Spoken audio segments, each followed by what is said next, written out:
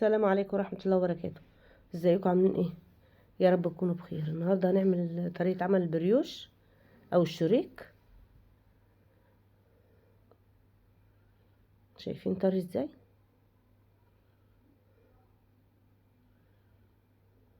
يلا بقى ما تنسوش تعملوا لايك، واللي مشتركش في القناة اشترك.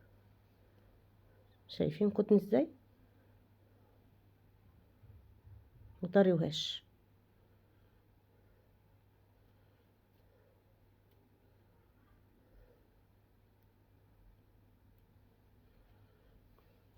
معايا كوباية ونص لبن، معايا معلقة ونص خميرة، 5 معالق سكر او نص كوباية سكر، ونقلبهم كويس.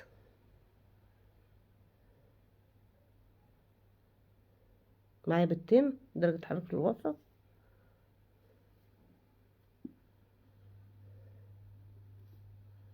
نقلبهم كويس مع الخميرة واللبن. ومعلقة الخل، انا حطيت معلقة خل بس ما جاش المقطع، ما جاش. نقلبهم كويس لما السكر يدوب. معايا هنا نص معلقه ملح، نص معلقه بيكنج باودر كبيره، على كيلو دقيق. معايا كيلو دقيق. نقلبهم كويس. وهنا هنعجن بقى.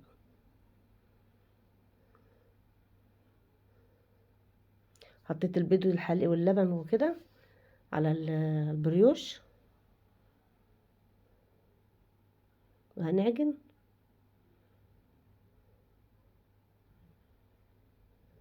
نص لبن وبيضتين ومعلقه ونص خميره. معايا كوبايه ميه نحن نستخدمها. بحط حبه بحبه كده من الميه،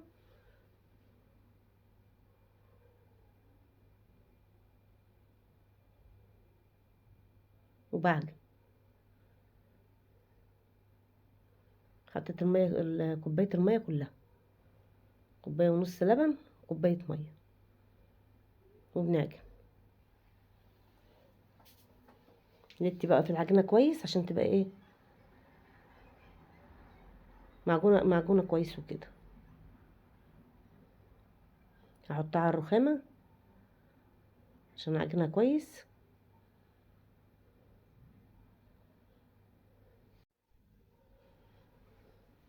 دلوقتي بقى بفتح العجينه. معايا 150 جرام زبده، يعني كوبايه الا ربع زبده، او كوبايه ممكن تحطي ايه ربع الكوبايه زيت ونص كوبايه زبده.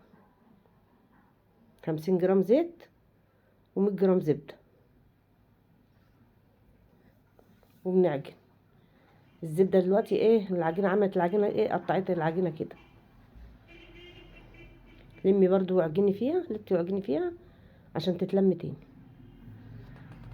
عشان العجينه تنعم تبقى طريه. هي المعجنات اصلا بتبقى طريه، البريوش بيبقى طري عشان ايه تبقى العجينه هشه كده وكتنيه.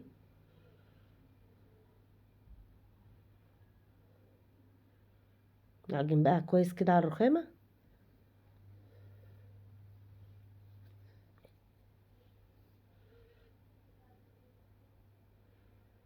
عجنها كويس اما العجينه تنعم. نلم بقى العجينه، كل ما تعجني فيها كويس كل ما تبقى حلوه وهشه وكده طريه. المعجنات تبقى طريه بتبقى هشه كتنيه. لميت العجينه، لميت البريوش كده وحطيته في الايه في الطبق. قد ساعه الا ربع، سبته يخمر قد ساعه الا ربع. دلوقتي بلمه وعوز ايديا زيت، والم البريوش كده، مش ههبط الخمر.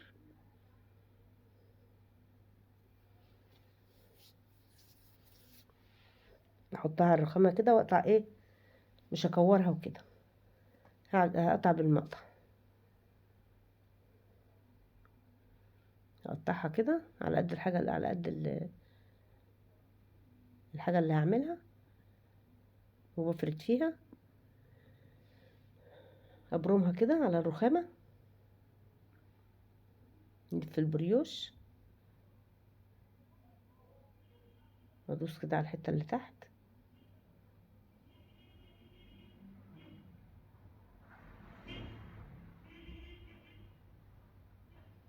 لف كده البريوش.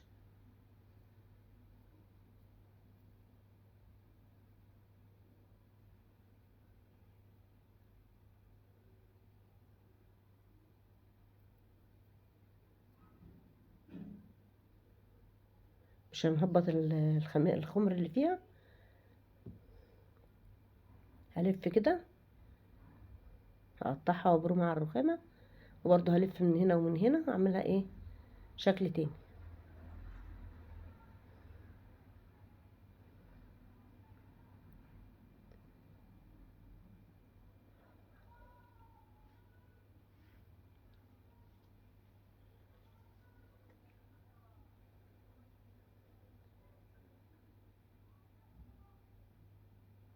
هنلف فيها برضو كده.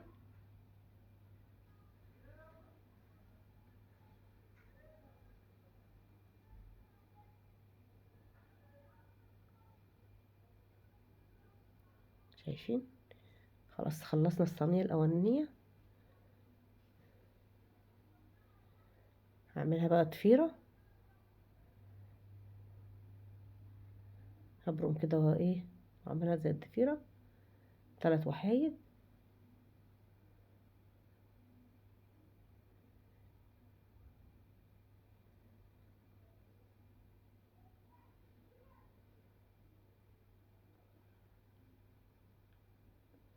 اضفرها كده،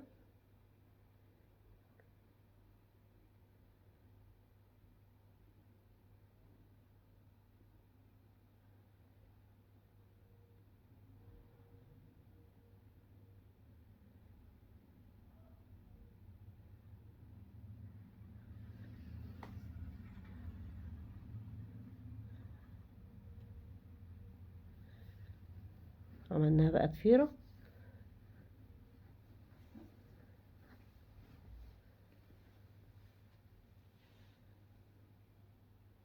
ظبطناها، نقطع الحتة الزيادة، عملتها على قد الصينية، قطعت الباقي حطيته برضو.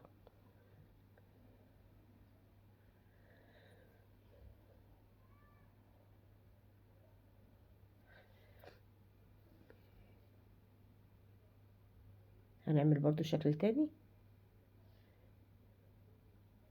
هلفها كده، هبرمها واعملها زي الكحكة كده.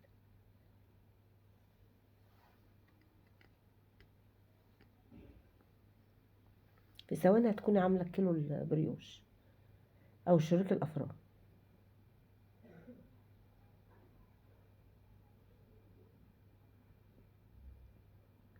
خلصنا كل الكيلو. معايا بقى 3 معالق لبن، معلقة سكر، وادوبهم كويس، وايه، واعص وش المعجنات البريوش، او بيضة. اضربي بيضة كده بشوية خل، بمعلقة خل عشان الزفارة، ونحطها على وش البريوش. ما فيش ده وده، يبقى ايه، مية وشوية سكر عشان تحمر وش البريوش بالراحة كده، عشان ايه، الخمر ما يهبطش. حطيناهم في الفرن على درجة حرارة 200. حطيت من الرف التاني في الاول الرف، بعد ما القاعدة احمرت كده، رحت مطلعها في الايه، في الشواية.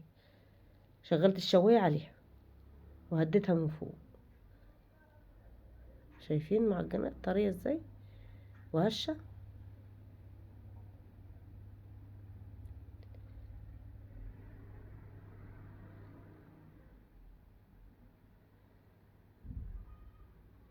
اسفنجية وطرية وكده وقطنية.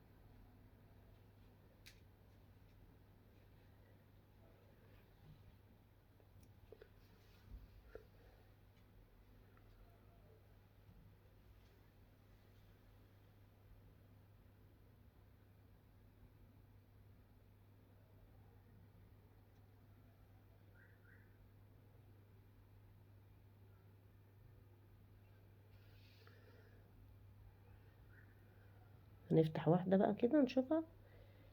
شايفين معجنة قطنية خالص وهشة اهي. شايفين؟ يلا بقى ما تنسوش تعملوا لايك، واللي ما اشتركش في القناة يشترك. شايفين هشة ازاي؟ السلام عليكم.